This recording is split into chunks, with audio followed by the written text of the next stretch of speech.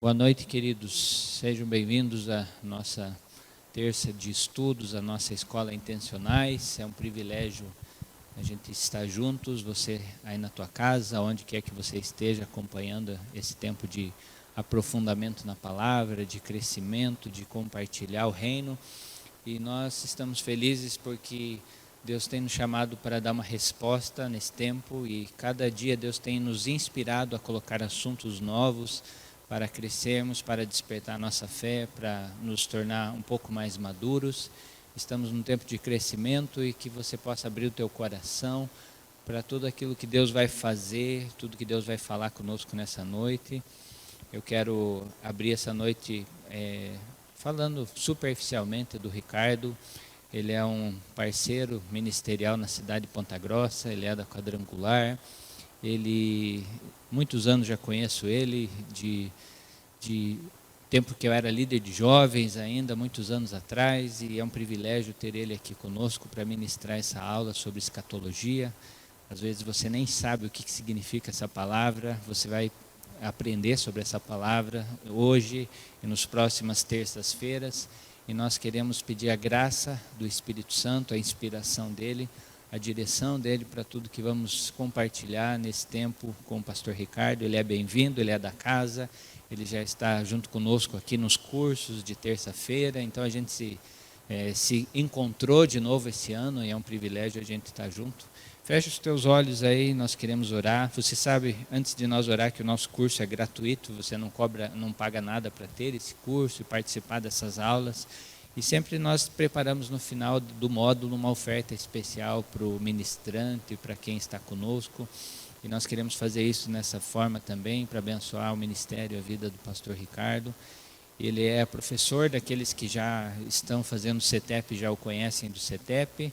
Então vamos poder caminhar aí nesse assunto e aprofundar pela misericórdia de Deus. Vamos orar? Papai, nós te louvamos por essa noite, te agradecemos pelo privilégio, Senhor, de termos acesso à Tua palavra, de contarmos com a ajuda do Teu Espírito Santo. Abençoa essa noite, age com liberdade, opera com o Teu fluir de graça, de sabedoria, de verdade. Desperta o nosso espírito, trabalha em todos aqueles que estão conectados.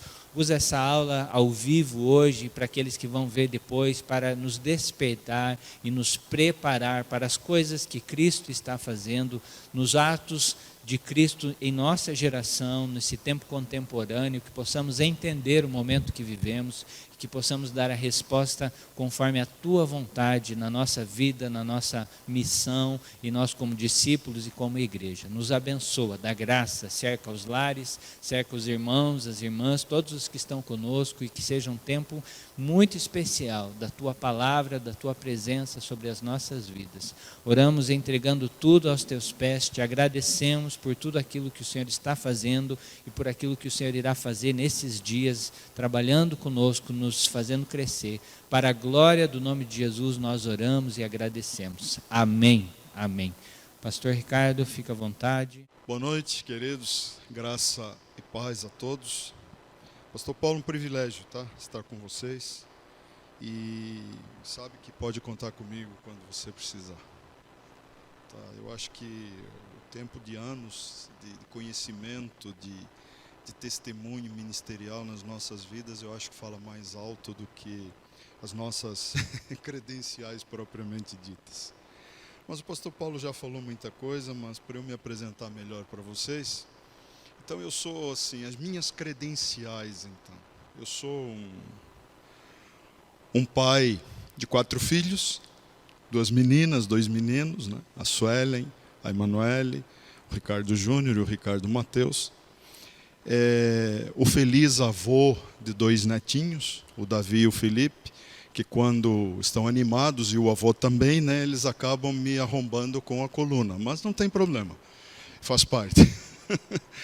E o marido que tem buscado, né, ser um bom sacerdote e está ainda em busca de uma caminhada, né, não somos perfeitos, cometemos muitos erros, e são as coisas que nós não queremos cometer mais, nem no presente, nem no futuro, e com isso, inclusive, também sermos exemplo para muitas pessoas. Tenho me devotado a essa área já há muitos anos. Eu tive o privilégio, assim, a grata satisfação de ter sido aluno do pastor e escritor Júlio Rosa. Talvez muitos não o conheçam, não tenham ouvido falar, mas tem alguns livros da sua autoria. E para quem conhece o cantor, compositor, aliás, um dos que eu assim mais ouço e me nutre bastante no louvor bíblico, na essência das letras bíblicas, o João Alexandre, até onde eu sei, é seu sobrinho, ou ele era seu tio, haja visto que o Senhor já o recolheu.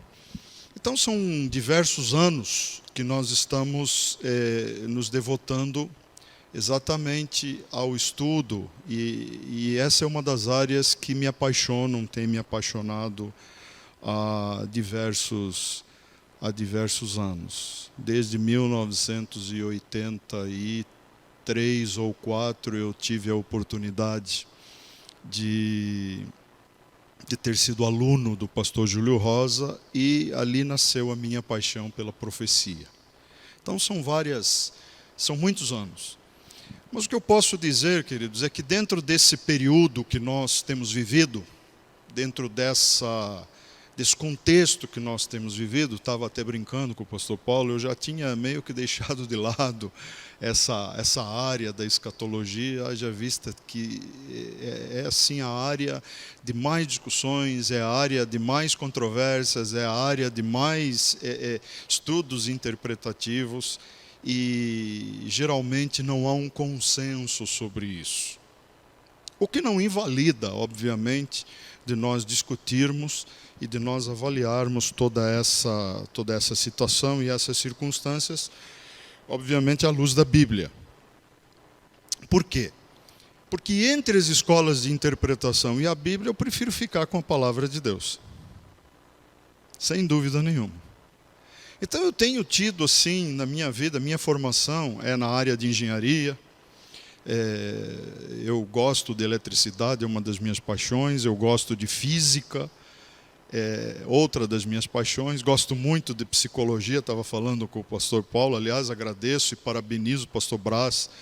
Tive a oportunidade de ver os estudos, de estar com vocês também nesse período, não online, mas assisti depois, e foram, no meu ponto de vista, foram assim estudos absolutamente pertinentes e maravilhosos. Parabéns, pastor Paulo, pela iniciativa desta escola maravilhosa e também por esse assunto que vocês trataram no último mês. Eu espero que este seja tão bom quanto aquele. Espero estar à altura. Mas, queridos, dentro da questão da física, eu me lembro de uma coisa. A Bíblia não pretende ser um livro científico. Então não adianta discutirmos. O fato é que a ciência hoje tem comprovado, tem atestado e tem visto que a revelação está correta. A Bíblia não tem a pretensão de se defender ou se autodefender ou nós a defendermos. Ela por si só é a palavra de Deus, é a revelação de Deus, ela por si só é soberana. Ela tem a autoridade máxima, ela é inerrante, ela é infalível.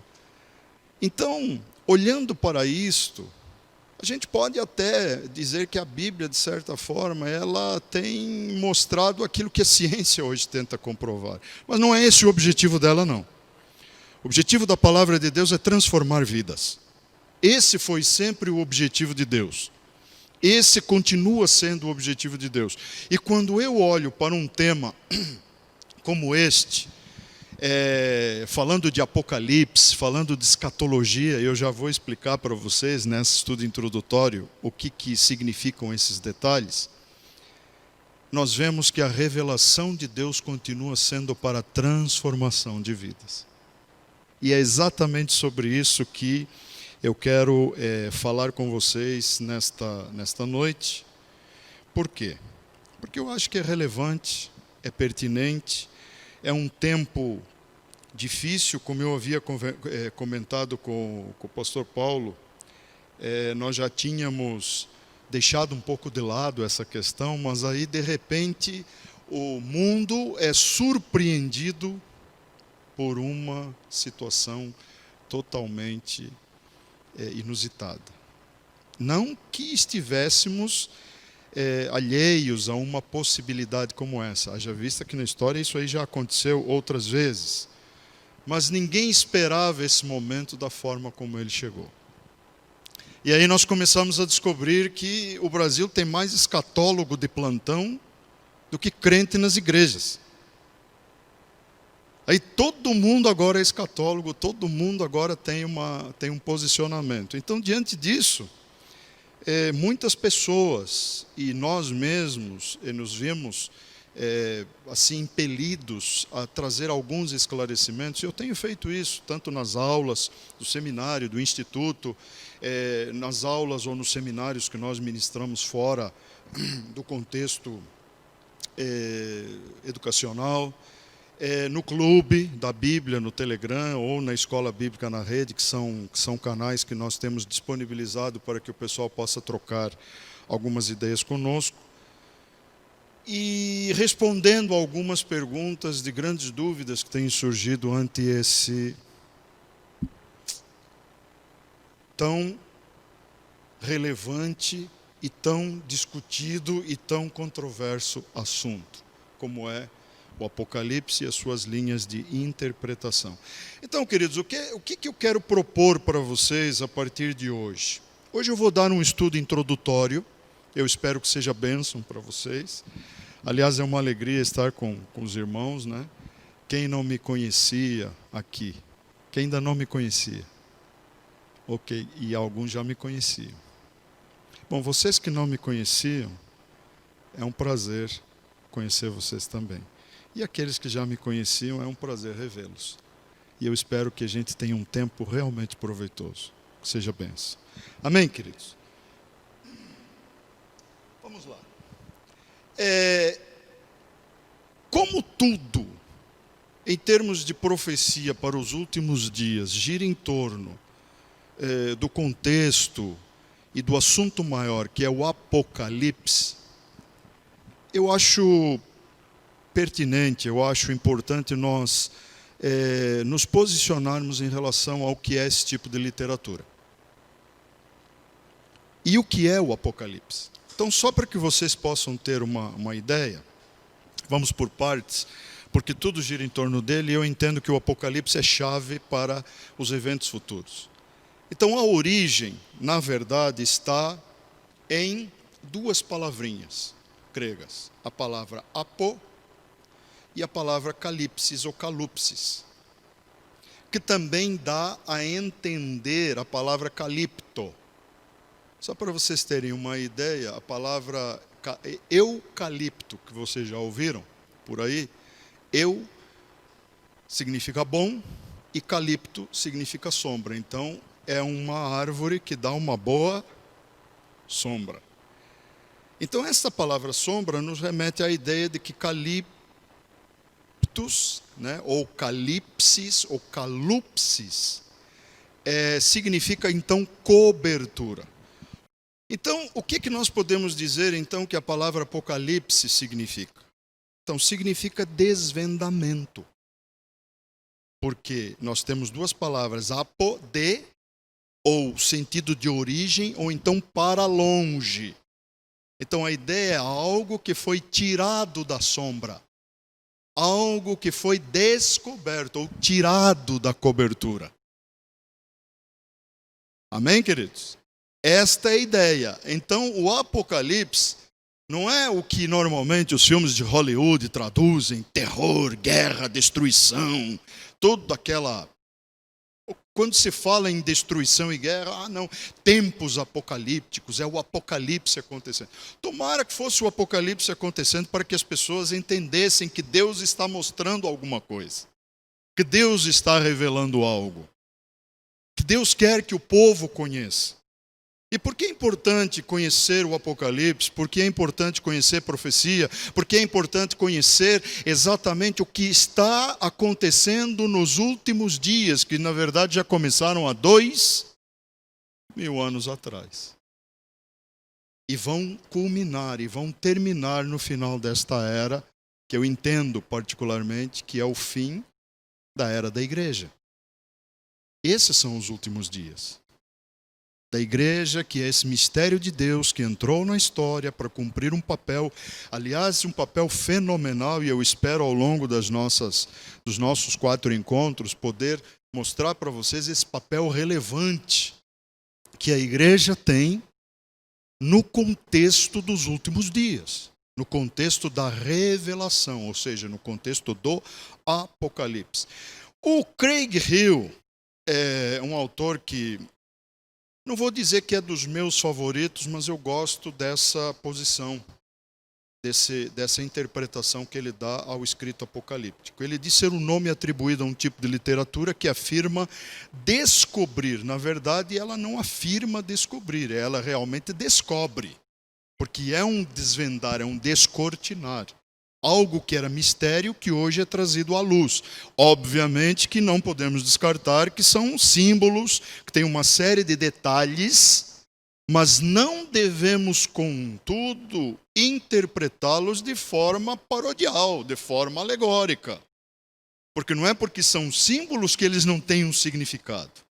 A simbologia, exatamente, ela remete à ideia de preservar a Escritura ante um período extremamente difícil, que era de perseguições imperiais.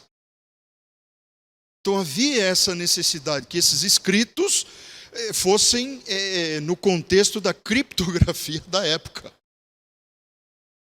E a criptografia da época era o simbolismo. São as bestas, é dragões, é anjo falando, é alguém vestido de sol. Então tem uma série de simbolismos. Uma mulher montada sobre uma besta, um cálice que, na verdade, remete à ideia de algo que está dentro dele, não o cálice em si. Então essas coisas, nós temos que pegar o simbolismo e tentar buscar à luz da palavra de Deus, entender o que Deus está nos revelando. E é aí que entram os problemas interpretativos. E é aí que entram as diversas escolas. E eu quero, nesta aula introdutória, inclusive, deixar claro que escolas nós temos à disposição. E como cada uma delas vê essa questão. Então ele mostra esses detalhes, ou descobre esses detalhes ocultos acerca do fim da história, ou o destino humano. Ainda designa um modo de ver o mundo que seja consistente com os escritos apocalípticos e pressupõe uma interação do mundo humano com o sobrenatural, ou seja, a existência de anjos, demônios que sobem do abismo, que têm garras, que têm dentes, que têm cabeleira como mulher, dentes como leão, etc, etc. Todo um simbolismo nessas figuras. E o destino desses elementos estão entrelaçados, então é misterioso, é inacessível aos sentidos humanos e que seria concedido apenas por revelação. É aqui que entra a minha concordância. Por isto, o livro chama-se Revelação. É aí que entra a grande questão. Ora, se não fosse, Deus não estaria. Se não houvesse interesse de Deus em que nós o compreendêssemos, e obviamente que o povo da época do escritor, que é incontestável, né, que foi o apóstolo João, quando exilado na ilha de Patmos, o escritor não nos revelaria da forma como ele revelou. Não há como, se Deus não tivesse interesse em que nós soubéssemos. Então o povo daquela época, é óbvio, o povo daquele tempo, é óbvio que conhecia esses detalhes muito melhor do que nós. Mas isso não nos impede também de podermos conhecê-los. Claro, nós temos que preservar uma coisa, queridos. Aquilo que não é possível, até onde é possível chegarmos, chegaremos. Agora, aquilo que não é possível, nós não inventaremos.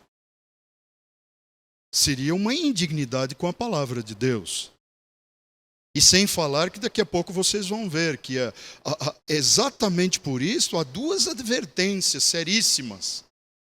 E também há duas promessas abençoadoras nesse livro do Apocalipse em relação a toda a Escritura. Então era uma literatura comum, A que período? Aquele período que vai de Malaquias até João Batista, que é conhecido como o período interbíblico.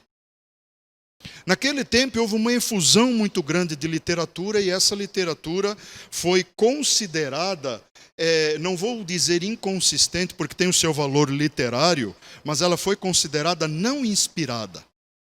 A maioria dela é escrita em grego. Então são os chamados ou conhecidos livros apócrifos, e não é o caso do Apocalipse. Há apocalipses apócrifos, mas não é o caso deste de João. Então era comum nesse período esse tipo de literatura em código mitológico, sabe? Aquele pensamento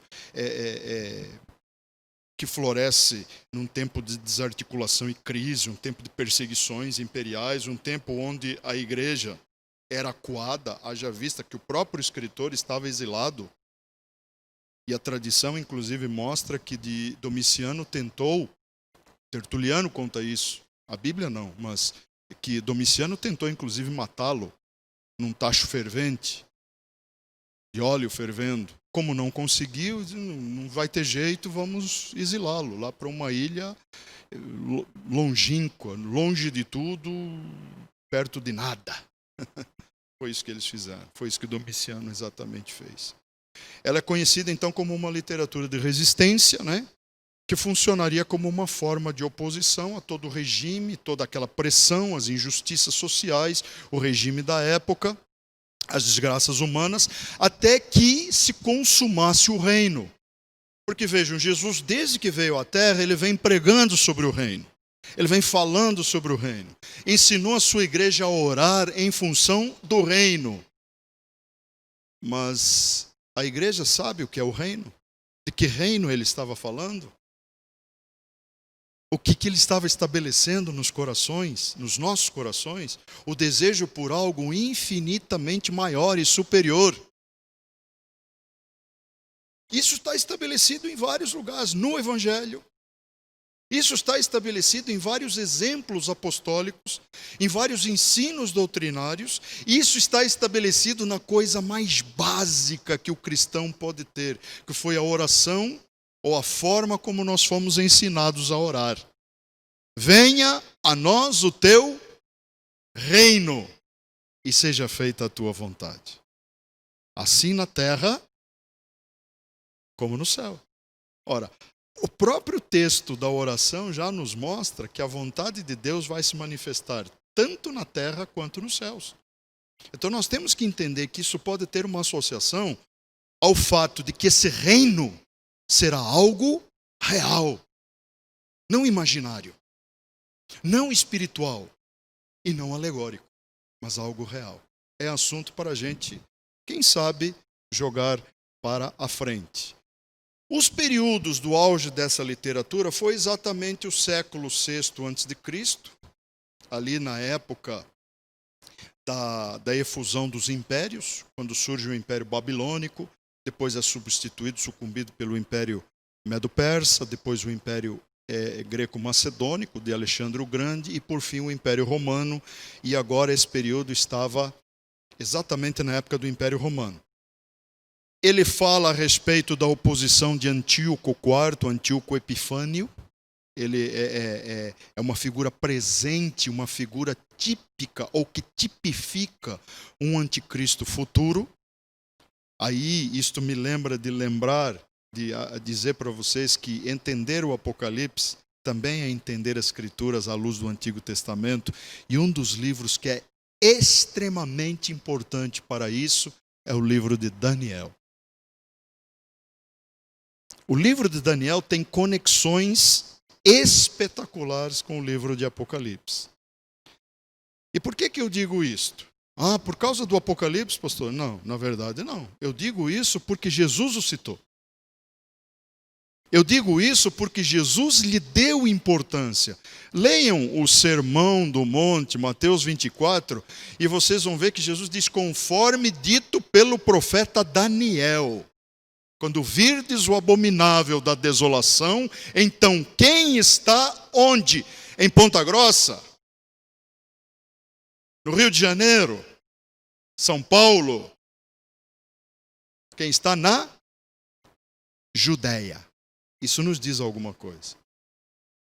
Aquele lugar pode ser um barril de pólvora, uma panela de pressão prestes a explodir. Mas tudo funciona em função daquele lugar.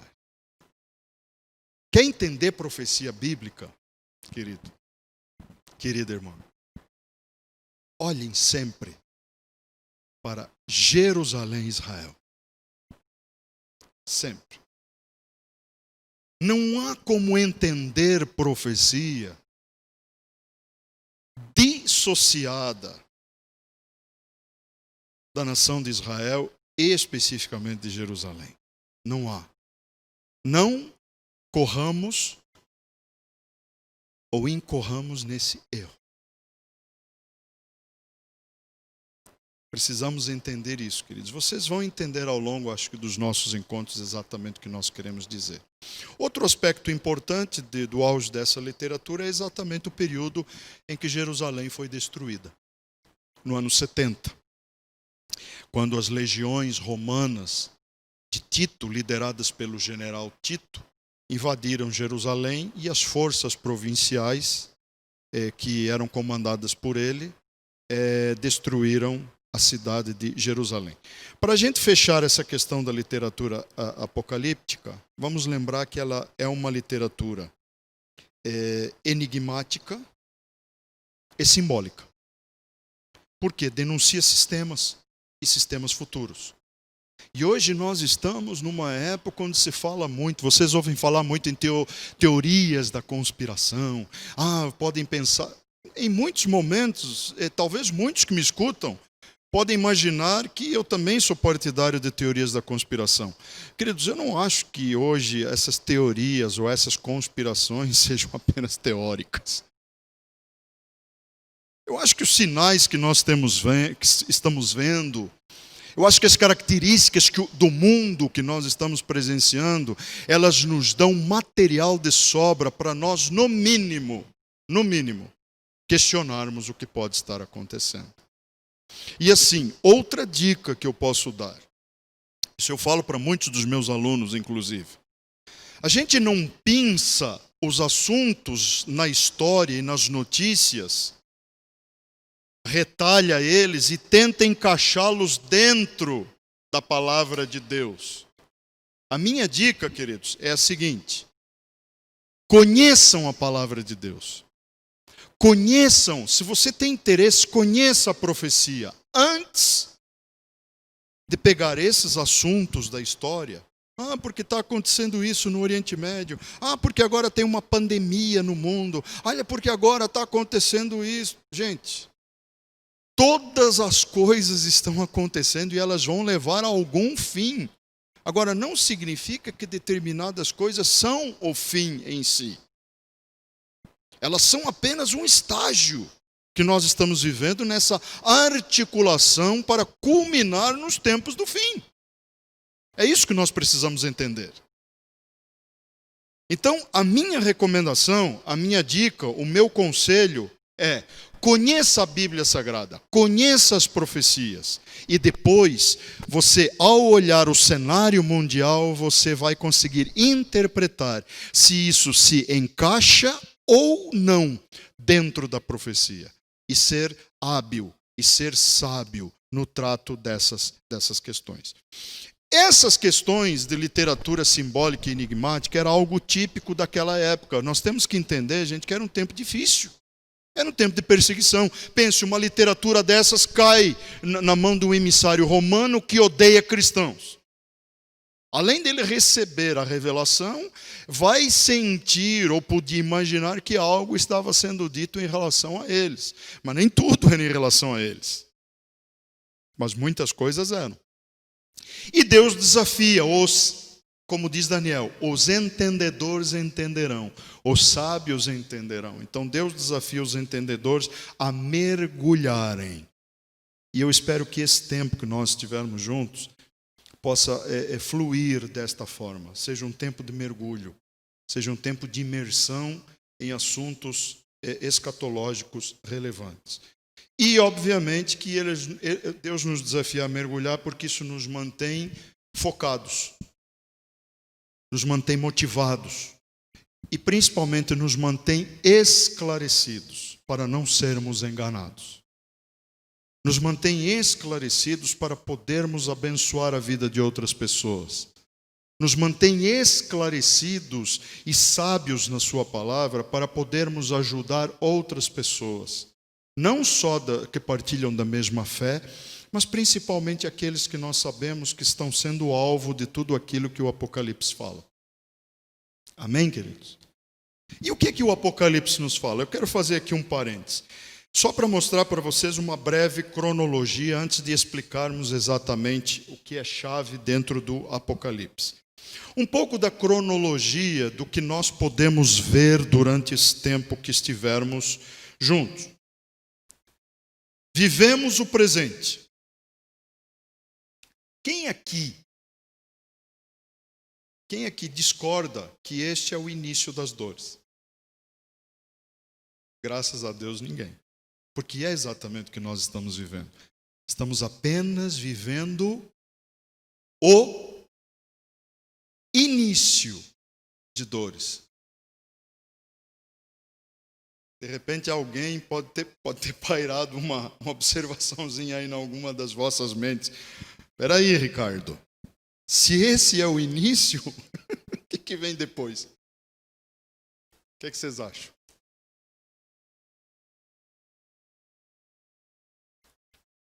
Se este é o início,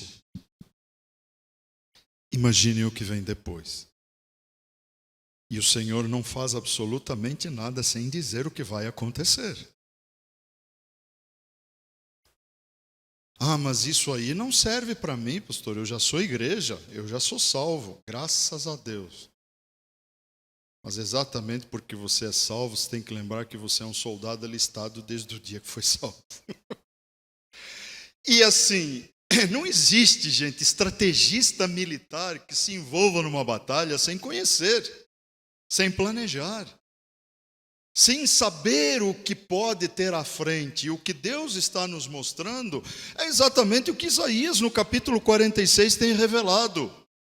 Deus conhece o tempo do fim desde o começo, gente. Então o Senhor só está dizendo à sua igreja e ao seu povo aquilo que vai acontecer, do que nós podemos nos livrar e o que nós também iremos passar. Porque a igreja tem sofrido, gente, ao longo da história. Tem ou não tem? Agora eu vou dizer uma coisa que talvez possa espantá-los. Israel tem sofrido muito mais. E um pouco também por culpa da igreja. Infelizmente. E, no entanto, são dois povos que fazem parte dos planos e do coração de Deus. Porque só há 3 povos na Bíblia. Poxa, tanta nação do mundo e só há 3 povos. Só há 3 povos. Para Deus só há 3 povos. Os judeus, sem dúvida nenhuma, os herdeiros da promessa, e essa promessa não foi revogada. Não foi revogada. A igreja que surge no papel de ser aia e luz para o mundo, mas também tem uma responsabilidade para com Israel. E os gentios.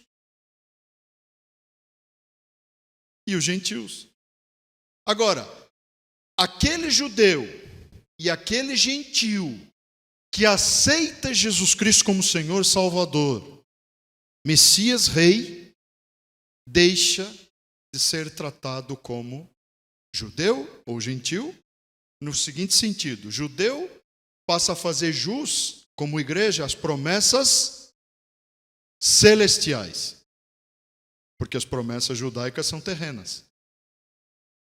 E como gentil que se torna igreja, a mesma coisa, com uma diferença: se permanecer gentil, está fadado à destruição. Aqui eu fiz um resumo, tá, queridos? Apenas um resumo. Mas são os 3 povos da profecia bíblica: judeus, igreja e gentios.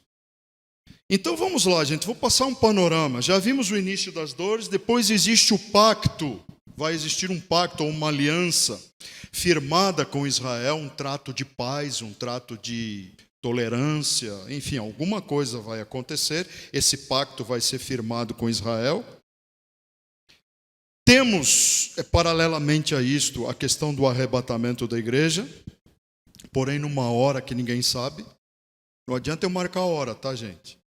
Já tentaram fazer isso desde os idos de 1800 e até agora não deu certo. Por quê? Porque o Senhor jamais vai revelar a hora, mas há sinais.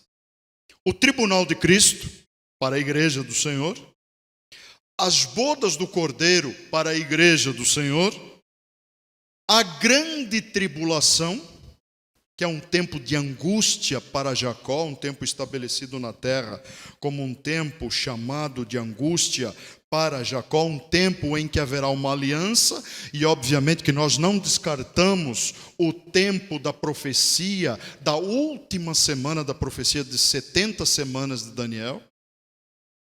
Não há como descartar isso, queridos. Lá na frente podemos até discutir isso numa outra aula, mas veja, o tempo estabelecido foi de 7 semanas e 62 semanas. Por que Deus exatamente, se essa semana se cumpriria, por que Deus deixou essa semana de lado na profecia? Porque se nós somarmos 49 com mais os 430 e alguma coisa anos, somando os dois períodos, de 62 semanas com 7 semanas, nós teremos 483 anos, e a profecia, ela foi estabelecida para 490 anos. Então vejam, eu olho para as palavras de Jesus, eu olho para as palavras dos apóstolos e de outros profetas inclusive, e eu não posso descartar de forma nenhuma ou invalidar Daniel no contexto profético. Talvez eu não coloque da forma como o senso comum coloca. Essa já é uma questão minha. Pastor Paulo e os demais. Eu acho que o senso comum, ele é válido para você iniciar os teus estudos. Mas hoje, se vocês me perguntarem, Ricardo, você pensa como você pensava há 20 anos atrás? Em muitos aspectos fundamentais, sim. Porque nós devemos ser concordes no que é fundamental. Como diz Agostinho, devemos ter liberdade nas coisas que são secundárias. Dentro da escatologia, o que são coisas secundárias, por exemplo? É o fato de que um é partidário do pré-milenismo, o outro é partidário do amilenismo e o outro partidário, por exemplo, do pós-milenismo. Cada um defende a sua postura e são cristãos fiéis ao Senhor. E nós nos respeitamos. Eu tenho amigos que são escritores, inclusive, dos quais eu atestei teologicamente, inclusive, leio, aprendo. Eu já fiz curso com mestres, com preteristas e historicistas, mesmo não concordando com eles, eu estudei. O que nos impede de estudar e aprender? Mas nós só não podemos discordar nas coisas que são fundamentais, como, por exemplo, o fato de que um dia Jesus Cristo vai voltar. Isso é fundamental. Agora, as discordâncias estão no quando. E em alguns aspectos no como. Alguns acham que volta, outros acham que não volta, que só busca a igreja e céu. Que o reino está lá esperando. Mas enfim, são questões apenas de abordagem das escolas de interpretação. Mas é a palavra de Deus que deve ter a resposta final. Outra questão, a segunda vinda de Jesus à terra.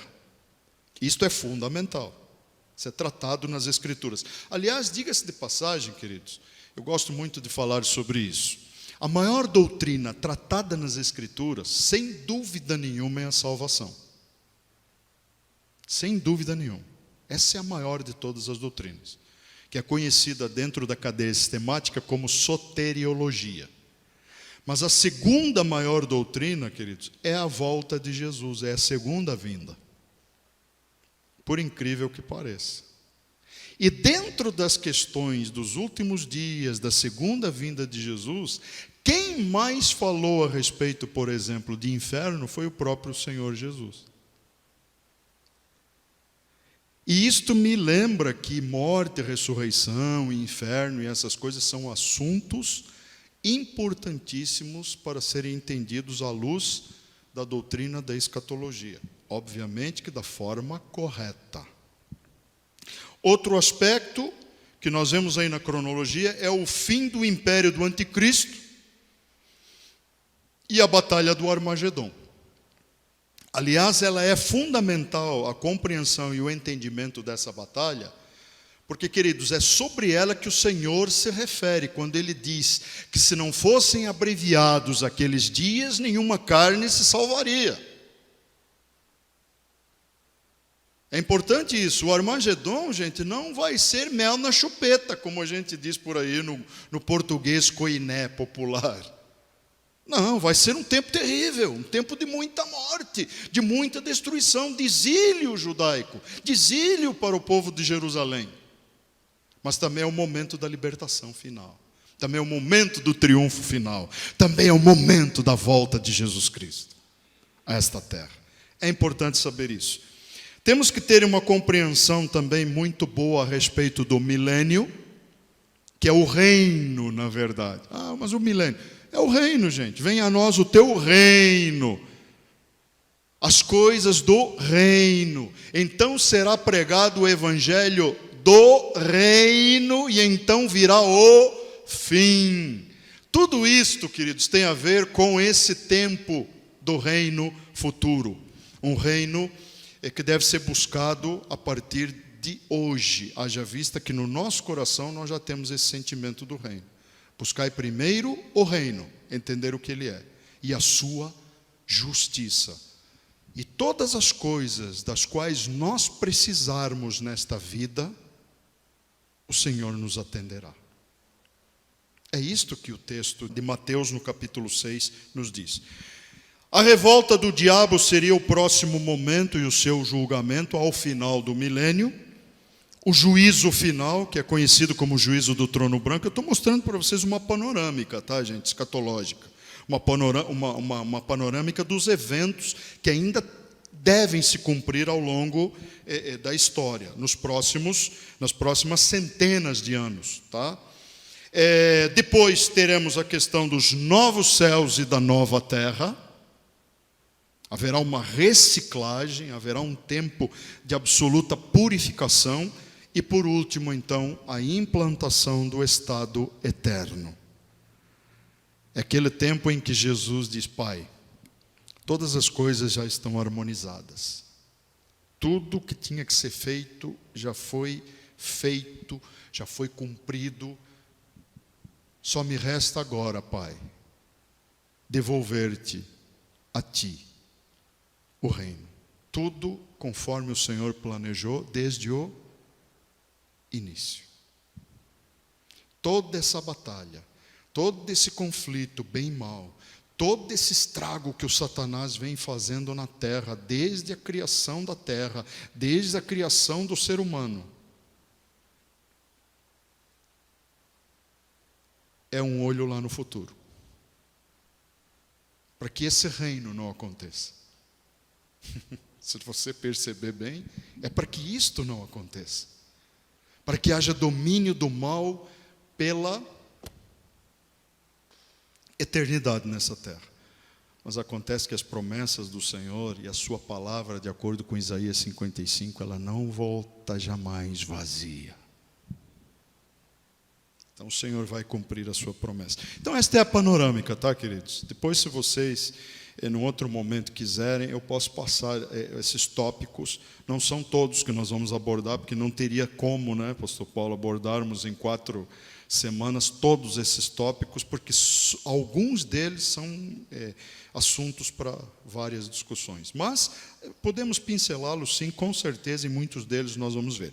Apocalipse, então, de João, o termo mais significativo que nós poderíamos ter aí, então, seria revelação de Jesus Cristo. É exatamente esse o título. A gloriosa manifestação do nosso Senhor Jesus Cristo, aquele seu servo, agora idoso já. Vamos lembrar, gente, João morreu perto dos 100 anos de idade. Ele escreveu o Apocalipse perto dos seus 95 anos, 96 anos.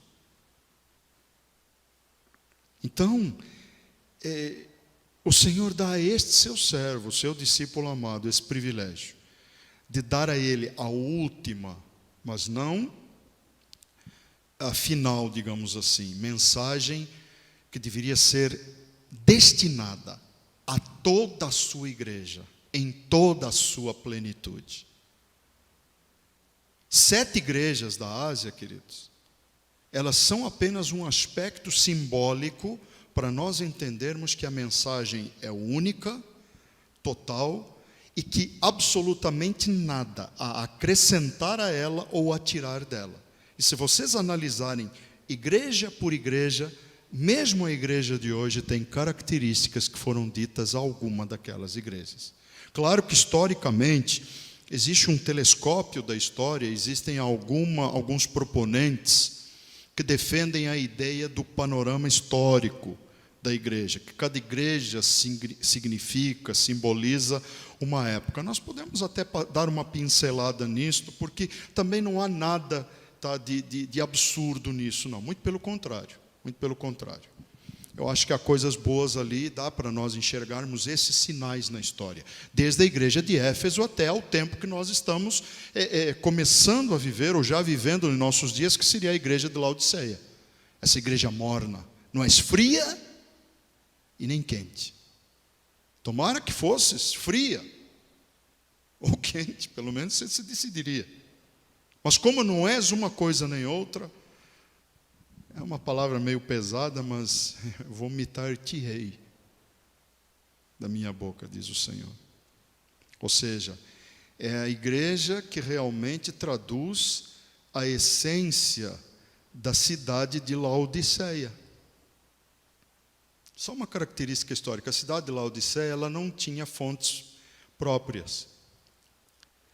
Então ela recebia água de Herápolis e de outras cidades por encanamentos. Longos encanamentos de cerâmica. E quando essa água saía da sua origem, ela saía quente. Tanto que até hoje existem termas lá, existem lugares onde, Pamukkale, se não me falha a memória, onde o pessoal vai para tomar banho e tal, naquelas conchas calcárias, sabe? É um lugar lindíssimo, para quem gosta. E se algum dia vocês visitarem a Turquia, tem lugares lá lindíssimos, que fazem parte da história das igrejas. E quando aquela água chegava até as fontes de Laodiceia, ela chegava morna. Mas ela era uma água com um gosto de um pH muito alto. Então existiam fontes lá, e os viajantes chegavam com sede e tal, né? Deserto, pó na garganta, iam lá e tomavam daquelas fontes. E quando tomavam daquelas fontes, eles jogavam fora, porque a água estava morna e tinha aquele gosto. Então, até esse simbolismo do vomitar-te-ei da minha boca tem a ver com essa questão histórica de Laodiceia, da interpretação, da forma como a água chegava lá. Então o texto áureo, o versículo que dá tom ao livro de Apocalipse, é exatamente o versículo 1 do capítulo 1. Revelação de Jesus Cristo, a qual Deus lhe deu a quem? Deus deu ao seu servo João, para mostrar aos seus servos também as coisas que brevemente deveriam acontecer. Um pouquinho, queridos, do livro de Apocalipse, para vocês terem uma breve introdução às questões do livro, e eu recomendo que vocês o leiam. Já vimos que o autor é João, a data provável 95, as verdades centrais dentro do Apocalipse são, sem dúvida nenhuma, as coisas do futuro, ou as coisas futuras. O período histórico é aquele que vai desde João até o final desta era, o seu cumprimento. A literatura nós já vimos, o versículo-chave é o versículo 7 do capítulo 1. Vamos dar uma lida nesse versículo, eu acho importante a gente, pelo menos, esses textos nós termos eles em mente. Versículo 7 do capítulo 1 diz assim: Eis que vem com as nuvens, e todo o olho verá, até mesmo os que o traspassaram, e todas as tribos da terra se lamentarão sobre ele. Sim, amém. Este é o versículo-chave de Apocalipse. Uma bênção especial, versículo 3, ainda no capítulo 1, gente. Notem bem, só para quem apenas lê. Escute isso. Bem-aventurado aquele que lê e os que ouvem as palavras desta profecia, e guardam as coisas que nela estão escritas, porque o tempo está próximo. Se nós formos para o último capítulo deste livro, capítulo 22, nós vamos ver que ali essa promessa é reiterada. Capítulo 22, o versículo 7 diz assim: Eis que cedo venho, ou venho logo, ou presto venho, algumas versões dizem. E bem-aventurado é aquele que guarda as palavras da profecia deste livro. Agora não está dizendo para ler, ele está no fim. Subentende-se que já foi lido. Agora basta ser apenas guardado. E já que nós estamos no capítulo 22, queridos, vem agora uma séria advertência, um alerta, que está lá no versículo 18. Porque eu testifico a todo aquele que ouvir as palavras da profecia deste livro, que se alguém lhes acrescentar alguma coisa, Deus fará vir sobre ele as pragas que estão descritas neste livro. Séria advertência, não é, queridos? Então, não é um livro que dá para a gente brincar, não. Não é. Sem dúvida nenhuma que não é. Outra coisa, como que eu posso conhecer então, Ricardo, o livro, a divisão do livro, como o livro está dividido? Simples, o próprio livro nos dá a divisão. Voltando lá então ao capítulo 1, se vocês quiserem me acompanhar, no capítulo 1, no versículo 19, diz assim: escreve as coisas que tens visto. Ora, o que João tinha visto? Exatamente aquela visão deslumbrante, gente. Quando vocês lerem o Apocalipse, vocês fiquem maravilhados, extasiados com o capítulo 1. O capítulo 1, o Senhor já se mostra como Ele de fato é hoje. Ele diz: João, diz à minha igreja o que você vê. Não mais um Cristo arrombado, destruído, crucificado. Não é esse Cristo. Esse Cristo é importante porque foi Ele que trouxe salvação ao mundo. Ele é o Cordeiro de Deus que tira o pecado do mundo. Não, esse Cristo que eu quero que a minha igreja hoje conheça, esse Cristo que eu quero que a minha igreja saiba e viva, é este glorificado. É esse de cabelos brancos, de pés como latão reluzente, de espada que sai da sua boca, para que as nações saibam o Cristo poderoso que é o cabeça deste corpo que são vocês. Diga isso, João, à minha igreja. Olha que mensagem, queridos, fenomenal que o Senhor está dizendo. Ele está, antes dele mostrar todo o período dificílimo que virá sobre a terra, no momento em que começa a descortinar os eventos que estão descritos no livro que está selado, Um livro selado, cujo conteúdo não pode ter espaço para acrescentar absolutamente nada, porque ele está escrito por dentro e por fora. Não é o livro que está revelando, é a história que está mostrando, mas de acordo com a quebra dos selos, o Senhor está mostrando ao homem onde ele quebrou o contrato. Não foi Deus que quebrou o contrato, foi o homem. Mas ainda assim, Deus está dando oportunidades. Onde é que eu vejo isso, Ricardão? É fácil, gente. 7 trombetas no mínimo vão anunciar juízos, e o Senhor em todas elas dá oportunidade ao homem.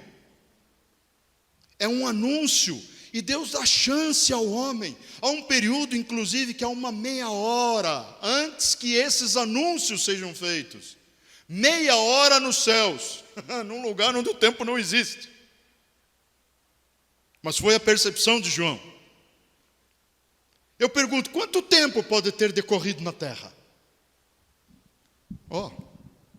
Um baita de um ponto de interrogação. Não interessa. Não cabe a nós conjecturar em cima disso. O fato é que esse tempo foi um tempo em que Deus segurou os juízos.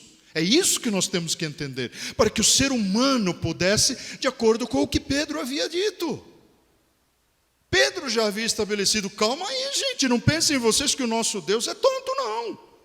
Ou que Deus não leva em conta as suas palavras ou aquilo que ele disse, não. Não tenham por tardia a sua promessa de vinda, mas olhem para a sua infinita bondade e misericórdia, e o texto fala de longanimidade, que Deus está esperando pacientemente ao longo da história, e com um ânimo dobrado, um ânimo redobrado, um ânimo triplicado. Isso que é um longo ânimo, para que o ser humano possa se arrepender, e para que ninguém, olha o desejo de Deus, é isso que nós precisamos focar, gente.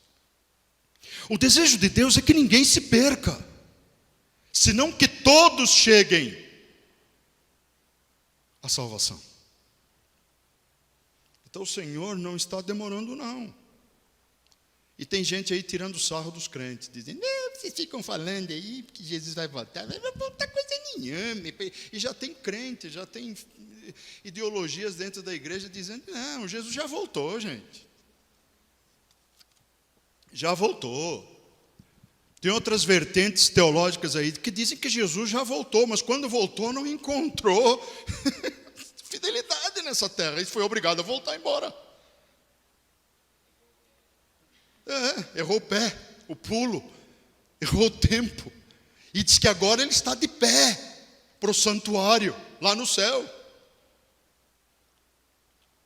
Querido, deixa eu dizer, você que acredita que Jesus está de pé todos esses anos, deixa eu te dizer que a Bíblia diz que ele está assentado à destra do Pai. É a Bíblia que diz isso ou sou eu? Então vejam como a história e as igrejas e algumas vertentes teológicas e até mesmo ideológicas pervertem o sentido de algumas coisas da palavra de Deus. Não gosto de citar nomes porque quero respeitar a todos, porque quero ser instrumento de Deus para esclarecer e não para criar mais atrito.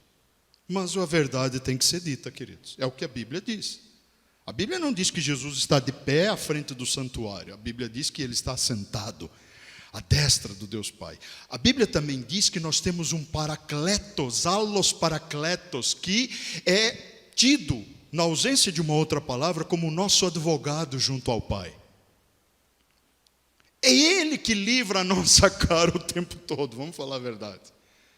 É Jesus que nos justifica diante de Deus. Não, peraí, Pai, o Satanás vem aqui, porque a Bíblia diz em Apocalipse, o vosso acusador, aquele que vos acusa de dia e de noite. Ou seja, o diabo ainda tem acesso a Deus. Ele já foi expulso. Mas ele é um cara intrometido, inconveniente, e está lutando desesperadamente, porque sabe que o tempo dele está curto. Então ele te acusa, ele me acusa, queridos, dia e noite. Mas um dia ele vai ser expulso definitivamente. Mas diante das acusações sórdidas do Satanás, existem as justificativas abençoadoras do nosso Jesus Cristo, o nosso Paráclito divino. Amém, amados? Ok, então vamos lá, vamos terminar esse texto aqui para vocês entenderem a divisão então do Apocalipse. Já vimos as coisas que tens visto. E as que são aquelas que estão acontecendo na história da igreja. Quando a gente olha para o capítulo 2 e olha para o capítulo 3 de Apocalipse, são as coisas que são. E quando a gente olha para o 4, também são coisas que são. E quando a gente olha para o 4 e para o 5, a gente também vê uma transição para as coisas que breve devem acontecer. Porque o fato do Senhor estar glorificado, o fato dele ser o único digno de abrir ou desatar os selos, isto é algo que é fato, não há por que discutir isso. Então, a partir do capítulo 6 em diante, mais especificamente, são as coisas que depois destas hão de acontecer. Então, aqui no versículo 19 está exatamente as coisas, ou a divisão, ou as partes fundamentais do livro do Apocalipse.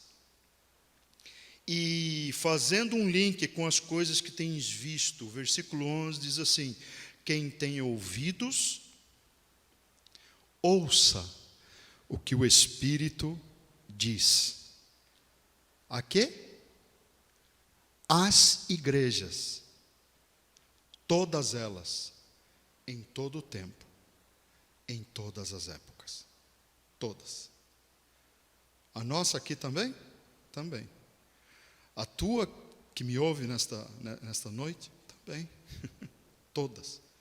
Todas são igrejas, mas uma única é a igreja do Senhor. Ao que vencer, dar-lhe-ei a comer da árvore da vida, que está no meio do paraíso de Deus. Amém, queridos? Muito bem. Então, esse é um livro fenomenal. Aqui está um pouco da divisão, amados. Só para eu mostrar uma panorâmica, pode nos dar uma boa noção do posicionamento e do significado das igrejas da Ásia. Eu vou dar uma geral que dá para a gente entender também essa questão de forma telescópica. Então começamos, aqui era a posição onde João estava. A ilha de Patmos ficava mais ou menos nesta região, aqui neste círculo amarelo. Depois nós temos a primeira igreja, a igreja de Éfeso. A igreja de Éfeso é a igreja do primeiro amor, a igreja apostólica, aquela que vai lá até o primeiro século de existência. Depois temos a segunda igreja, que é a igreja de Esmirna, uma igreja perseguida, que é aquela igreja que vai de Diocleciano até Constantino, quando há o édito de tolerância. Mas lembrem-se que o cristianismo, queridos, ele só foi oficializado no Império Romano com o imperador Teodósio, alguns anos depois. Não foi Constantino que o oficializou. Então esse período vai mais ou menos de 313, Esmirna, de 100 a 312. De 313 a 600 nós temos o período da igreja de Pérgamo. Na verdade, uma igreja bastante problemática, bastante repreendida. Inclusive o próprio Senhor diz que ali estava o trono de Satanás, que provavelmente era uma alusão à maior de todas as abominações. Aliás, quando a gente olha um pouquinho para Daniel, um pouquinho de história, quando a gente olha para Daniel, e a gente vê que Antíoco IV, que se autodenominou Epifânio, o bom da boca, um símbolo de anticristo, quando ele invadiu Jerusalém, ele profanou o templo.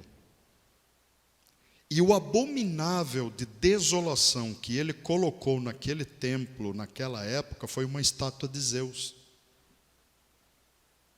E sacrificou porcos, uma porca ou porcas, no altar que era o altar dos sacrifícios oferecidos a Deus. Isso foi uma profanação. A imagem de Zeus, no coração do nosso Deus, é uma profanação terrível. Porque Zeus é tido como a deidade das deidades, o pai dos deuses, o Deus maior. Então ele é uma abominação terrível. Então vejam, quando o anticristo no futuro, que é tipificado por Antíoco Epifânio, Antíoco IV, um Seleucida, descendente usurpador do Império Seleucida, ao qual sucumbiu Lisímaco e Cassandro, na época da divisão do Império Grego, este cara tem um papel fundamental na história, tipificando o anticristo futuro. Isto é profético, gente. Daniel fala dele, como Daniel fala dele sendo um tipo de anticristo no futuro. Só que o tipo do anticristo futuro, gente, se a gente acha que na história Antíoco IV foi terrível, a gente tem que juntar Antíoco IV com Hitler, com o próprio Seleuco, com todos aqueles que massacraram cristãos e judeus ao longo da história, e ainda todos eles juntos, eles não vão dar o caráter do futuro anticristo. Como que você sabe disso? Gente, a palavra de Deus, quando ela fala a respeito de um tempo, como nunca houve e nunca mais haverá na história, se vocês olharem para o versículo 21 de Mateus 24, eu pergunto, vai ser um tempo pior do que o do Hitler, vai ou não vai? Vai ser um tempo pior do que o tempo de Antíoco. Vai ser um tempo pior do que o tempo do Império Romano. Vai ser um tempo pior do que o tempo do massacre de cristãos por novas ideologias políticas. Vai ser um tempo muito maior um período muito pior que o período do Holocausto. Aí eu pergunto, esse anticristo do futuro tem algo semelhante na história? Apenas sombras, como Antíoco, como Hitler e como outros. Apenas sombras do que será o futuro. A gente às vezes fala assim, eu não sei você, meu caro pastor Paulo, mas às vezes a gente fala do anticristo como se fosse um carinha, né? Um carinha aí que vai se levantar aí contra os cristãos, contra os judeus. Gente, nós não temos hoje noção, não temos capacidade humana de medir o quão maligno será esse ser. Pense comigo. Qual vai ser o período da história onde o diabo vai estar mais endemoniado do que nunca? Quem estará possuindo esse anticristo? Quem estará determinando sobre a vida dele? Quem estará influenciando? Quem o estará guiando? Quem estará dando a ele o seu poder? Ou força? Porque o diabo não tem poder, ele tem força. Então pensem nisso, queridos. Estou mostrando para vocês algumas características desse ser inimaginável na história, que será o anticristo futuro. Então, quando falarmos dele, nós temos que falar com a maior aversão possível. As pessoas têm que entender que tem que sumir desse tempo, tem que fugir desse tempo, tem que ter reconhecimento que esse não é um tempo que nós devamos esperar passar. Mas e se nós passarmos? Se tivermos que passar, ainda assim Deus nos livrará. Mas eu tenho outra opinião a respeito disso. Amém, queridos? Então, voltando um pouquinho, vimos a igreja de Pérgamo, uma igreja extremamente difícil. Depois temos a próxima igreja, que é Tiatira, que é exatamente a igreja do período papal, que ficava mais ou menos localizada aqui. A igreja que vai desde o ano 600 até aproximadamente a época da Reforma, a época que surge Lutero, 1517. Então, essa é a igreja de Tiatira. Depois temos o período da igreja de Sardes, que vai ali da Reforma até os idos do 1750, aproximadamente, que é exatamente a igreja do protestantismo dos séculos XVI e do século XVII. E agora, por último, temos, eu acho que eu pulei uma igreja. Não, nós temos a igreja de Filadélfia. Ainda não pulei, não. Temos a igreja de Filadélfia, uma igreja missionária, uma igreja constante, uma igreja fortalecida, uma igreja que o Senhor elogia. Há duas igrejas que não recebem absolutamente elogio nenhum. Duas delas não recebem elogio absolutamente nenhum. Quero ver se eu consigo lembrar. Perdão. Duas igrejas, nenhum elogio. A igreja de Laodiceia e a igreja de Sardes. Nenhum elogio. E há duas igrejas que não recebem nenhuma reprimenda, nenhuma correção. A igreja de Esmirna, extremamente sofrida, e é exatamente esta igreja, a igreja de Filadélfia, que não recebem nenhuma reprimenda do Senhor. E Filadélfia é a igreja missionária, a igreja que foi iniciada com o movimento puritano, a igreja que realmente deu valor à palavra, à vida de santidade, à obra missionária. Nós sabemos que nós devemos muito ao movimento morável do conde Ludwig von Zinzendorf, nós devemos muito a esse aspecto da história, porque realmente valorizar uma vida de santidade e valorizar uma vida de princípios norteados pela palavra de Deus. Por último, queridos, nós temos a última então igreja, que é a igreja rejeitada, é a igreja da apostasia final. É essa igreja que na verdade nós já estamos vivendo. Mas pastor, mas peraí, eu não me considero um apóstata. Não, queridos, não estou mostrando que é uma característica minha ou tua. Estou mostrando que é a característica mais notória na igreja dos últimos dias. E não esqueçam que essa igreja dos últimos dias não é especificamente que nós estamos vivendo, mas aquela que adentrará esse período da história. E esse desenho já está acontecendo.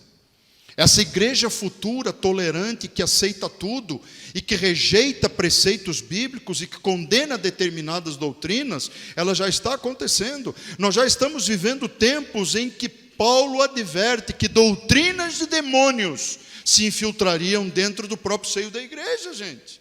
Ele não está falando de doutrinas de demônios no mundo. Ele está falando desse tempo na igreja. Então, por que nós pregamos? Por que nós ensinamos? Por que você acha que há uma preocupação com uma escola como estas?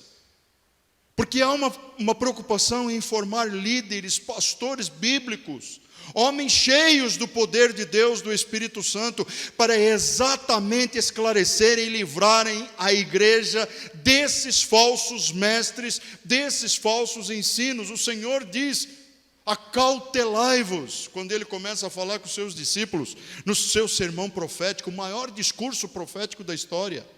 Acautelai-vos, porque muitos virão em meu nome, dizendo eu sou o Cristo, e enganarão a muitos. Ora, por que nós hoje batalhamos? Pastor, mas é muita desgraceira para a gente ouvir, para a gente aprender. A igreja tem que aprender, a igreja se firma na verdade. A Bíblia, de Gênesis ao Apocalipse, ela é absolutamente a verdade. E é a verdade que o Senhor quer que a sua igreja conheça, e na verdade que a sua igreja se paute, e na verdade que a sua igreja se guie. Não há outra forma. Se para isso nós tivermos que ouvir coisas difíceis, como essas, que a gente as ouça, enquanto há tempo. Porque pode ser que venha um tempo em que a gente não vai poder mais falar sobre isso. Amém, queridos? Algumas considerações apenas rápidas a respeito da questão de simbolismo. A menos que seja claro o simbólico e o figurativo, todas as verdades contidas no Apocalipse devem ser vistas de forma literal. Eu sou um intérprete literalista, já quero dizer isso, queridos. Não alegorizo, sou professor, assim como ensino hermenêutica, e há símbolos, mas eu entendo que método para interpretação das Escrituras é histórico, geográfico, cultural, contextualizado e absolutamente literal. Mas e quando há expressões difíceis de entender, a gente deve buscar o significado literal delas. Porque a Bíblia está cheia de figuras de linguagem. Quando Jesus diz, eu sou o pão da vida, obviamente que ele não está falando de trigo, ovos, fermento. Mas ele está falando de um verdadeiro e puro alimento. Então é esse sentido que nós temos que buscar. Se você não comer da minha carne e beber do meu sangue, não tens parte comigo. Espera aí, eu sou canibal agora? Obviamente que não, ele não está se referindo a isso. Ele está se referindo à apropriação, a tomarmos para nós, a termos consciência da magnitude do seu sacrifício na cruz, do seu sacrifício vicário. Então vejam, é um absurdo, né? Eu vou comer carne, vou beber sangue, é um absurdo, claro. Por isso tem que ser interpretado à luz de uma figura de retórica ou de um simbolismo. É como os elementos da ceia.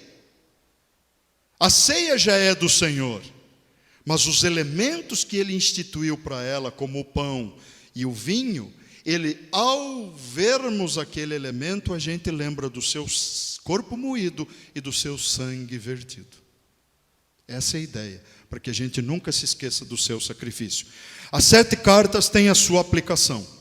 Escritas para corrigir abusos das igrejas em todas as épocas, e os cristãos devem aplicá-las individualmente. O esboço histórico dos períodos da igreja, desde a primeira vinda de Cristo até o seu retorno. Está tudo ali. Tribulação e ira vindoura. A maior parte do Apocalipse, do capítulo 6 ao 19, trata desse assunto. Um esboço então de Apocalipse, rapidamente. Capítulo 1, introdução e descrição de Cristo, só para a gente relembrar, já falamos sobre isso. As coisas que são, um esboço de toda a história da igreja, e ainda estamos nela. O terceiro aspecto, o arrebatamento e uma cena no céu. 7 anos de tribulação, breve governo de anticristo e destruição da Babilônia, juízo dos 7 selos. 7 personagens são explicados num parênteses do Apocalipse. Depois surgem 7 maldições, 7 trombetas, e por último, juízos das 7 taças. E a manifestação gloriosa do Senhor, a parousia, o aparecimento do Senhor.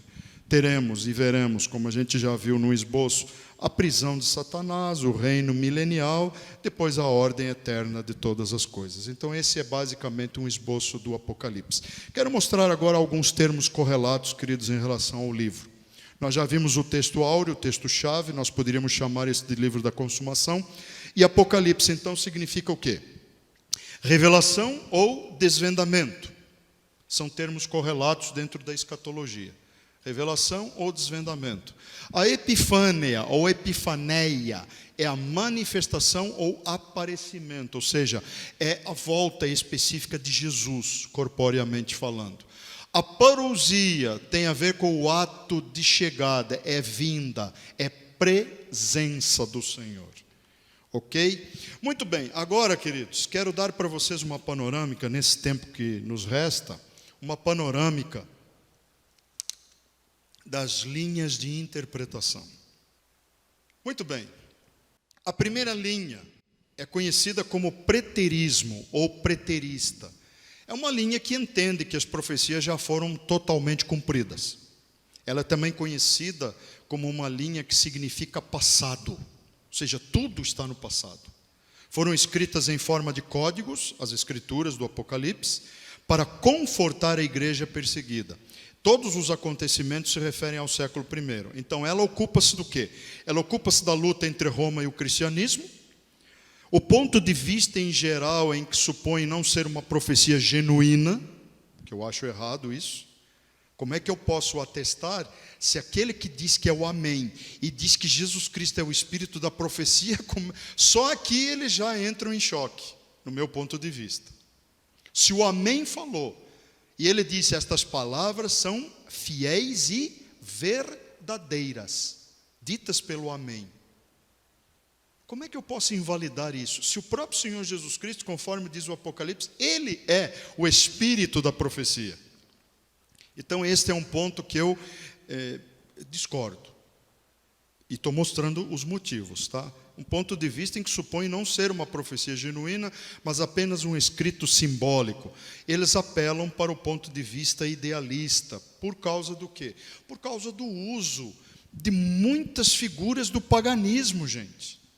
Tem muita figura mitológica. Eu, quando fiz ciências da religião, na minha época de formação universitária, o curso de teologia a nível universitário, eu estabeleci um parecer, que foi pedido, fazia parte do curso, fazendo alguns vínculos parecidos com a mitologia grega. E a gente pega esses dragões, pega mulher sentada numa besta, com nomes de blasfêmias. Isso nos remete a figuras simbólicas.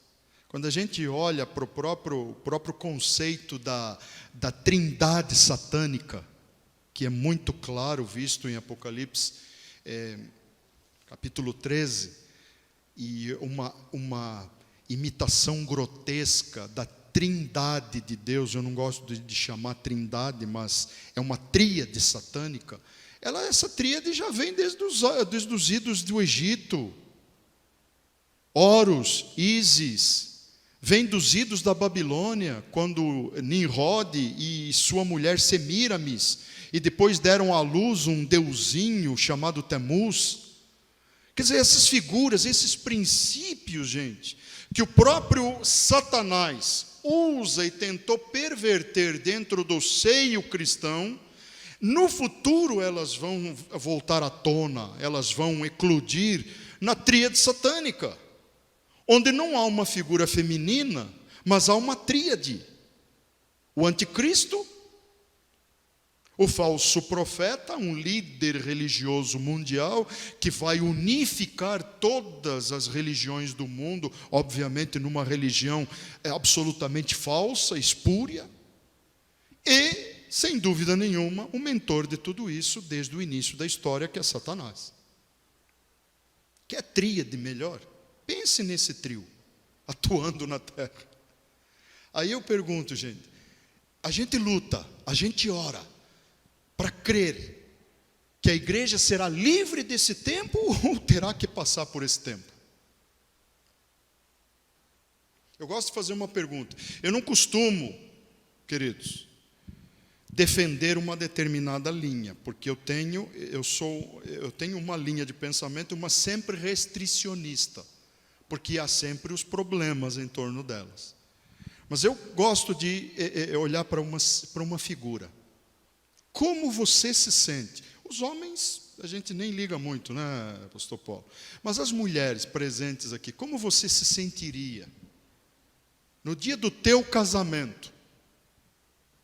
Quem aqui está prestes a casar? Tem alguém em vias de casar? Quem já é casado? Ok. Pense você no dia do teu casamento, minha irmã. O teu noivo, ou no dia do casamento não, antes do teu casamento. O teu noivo chega para você e diz assim, eu quero você bem arrombada, bem destruída, eu quero que você apanhe bastante, sabe? Eu quero que você se arrebente inteira. Depois a gente casa. Você casaria com ele? Já pensou você chegando no altar, toda arrebentada? Mas não é isso que muitos estão dizendo que a igreja vai ser, essa noiva? Primeiro vai sofrer, primeiro vai apanhar, primeiro vai ser destruída, quando na verdade isto está associado à história da igreja e não aos últimos dias. Eu vou mostrar para você porque esses dias não são para a igreja. Não é porque Deus acha que nós somos os mais bonitos ou temos os melhores olhos, ou o seu amor por nós é infinitamente maior. Não há uma razão específica, e essa razão é profética, amados. E ela é notória na palavra de Deus. Mas vou deixar isso para uma discussão futura, deixar esse gostinho. Ela é notória, não é porque nós pensamos assim, não. É porque a Bíblia afirma algumas coisas. Eu não quero me sentir uma noiva toda arrombada no período em que eu deverei ser glorificado. Nós já sofremos na história, nós vamos sofrer nesses dias, mas não nos últimos dias da história, queridos. Por quê? Vamos descobrir. Porque Deus nos ama? Sem dúvida Ele nos ama, mas há um outro motivo.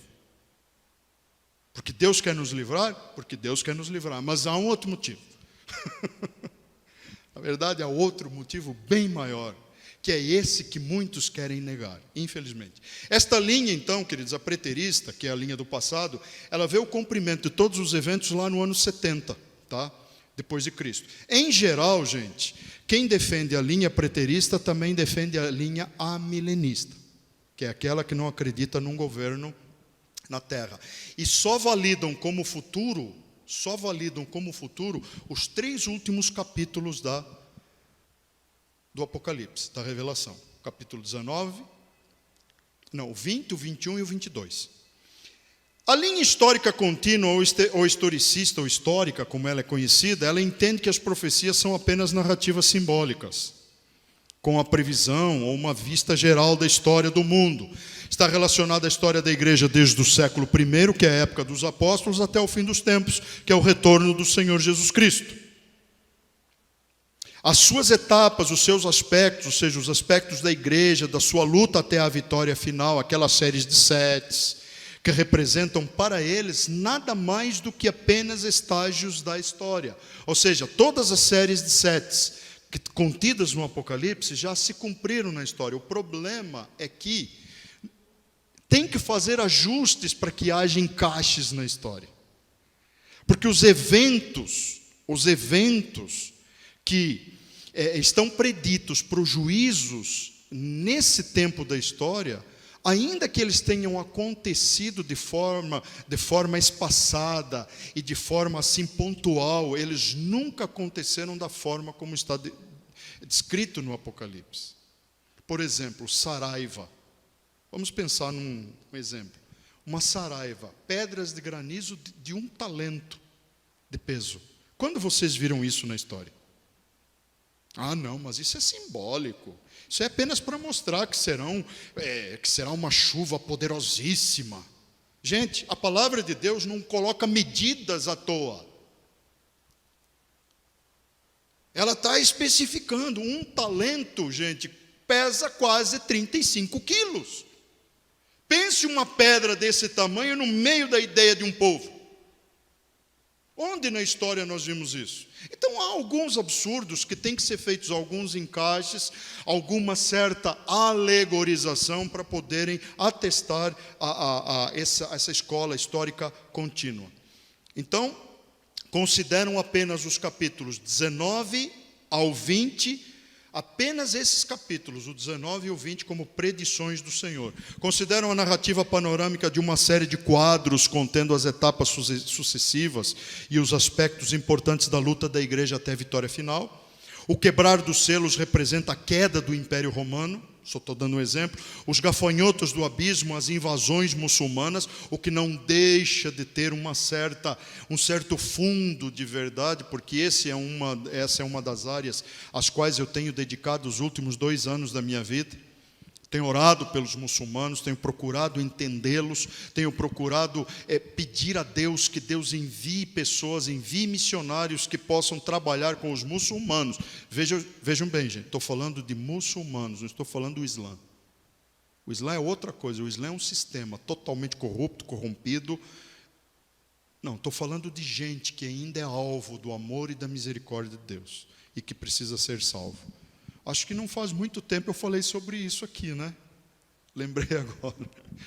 Desse amor que eu tenho procurado nutrir, não só por judeus, como muçulmanos, como o povo em geral, honrando aquilo que o Senhor deseja, que todos sejam salvos. Esse é o papel da igreja. Lutarmos por eles nas regiões celestiais, para que eles possam ser atingidos pelo amor de Cristo nessa terra. Os próprios intérpretes dentro desta escola, gente, têm sérios problemas. Eles mesmos não se entendem. Geralmente esta escola é pós-milenista. Outra escola é a escola idealista, que é também conhecida como espiritual ou mística, simbólica, enfim, há várias conotações para ela. E tem uma outra conotação também que é dada a ela, que é a conotação de ser uma escola espiritualizada. Entendem apenas uma coletânea de símbolos sobre a ótica espiritual e nunca literal, que visam meramente nos ensinar lições espirituais. O conteúdo é poético e profético, dando esse panorama do bem, da luta do bem contra o mal, entre a igreja e o paganismo, entre Deus e o Satanás, enfim, eles mostram essa panorâmica. O triunfo eventual do cristianismo na vitória do Senhor final, e nenhum acontecimento histórico é predito para o futuro. Consideram como representação ilustrada dos grandes princípios do governo divino para todas as épocas. Na realidade, o que essa escola faz, gente? Se nós formos ponderar sobre isso. Ela retira todas as referências a fatos históricos, da época de João, da época da segunda vinda e da história da igreja. Eles estão fazendo isso. Porque tudo dentro de um prisma, de um panorama histórico, tudo vai ter um desenrolar até chegar ao momento em que nós devíamos enxergar as predições apocalípticas, as predições de alguns profetas, como, por exemplo, um profeta que eu acho excepcional ser lido para esse entendimento, é Isaías. Não existe profeta mais messiânico. Entender a questão de um templo, de uma restauração de um culto futuro, gente, Ezequiel. Quando você vai até o capítulo 39 de Ezequiel, parece que nós vemos o culminar da história atual. Inclusive de um grande evento, Gog de Magog. Um evento absolutamente espetacular que vai acontecer, mas com nuances assim de uma vitória total de Deus, mostrando ao seu povo que Ele ainda é Deus. Para quem? Para Ponta Grossa? Claro que a gente sabe disso, mas que Ele ainda é Deus para o povo que ainda precisa entendê-lo como Deus. Nós sabemos que Ele é Deus, nós o temos como Deus, mas Israel precisa reconhecer isso, para que haja o cumprimento profético futuro para eles, um remanescente salvo, para que o pacto, a aliança que Deus fez com o seu povo se cumpra, senão a sua palavra será mentirosa, queridos. E a Bíblia diz que Deus não volta atrás. Ele não é homem para que minta, ou é? E Ele não é filho do homem para que se arrependa. Então a sua palavra vai se cumprir. Isto é princípio, gente. Isto é princípio. Inegociável. E outra coisa, os pactos do Senhor são irrevogáveis. O Senhor diz isso na sua palavra. São irrevogáveis. Quando Ele fala sobre os dons, dons são pactos que o Senhor fez com o ser humano.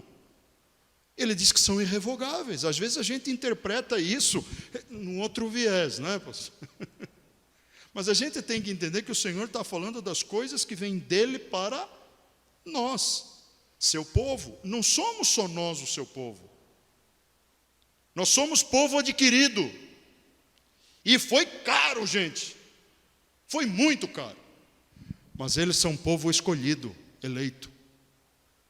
E a palavra de Deus não diz em nenhum momento que eles deixaram de ser a menina dos olhos de Deus. Deus pode estar divorciado. Mas eu conheço muita gente divorciada que se ama.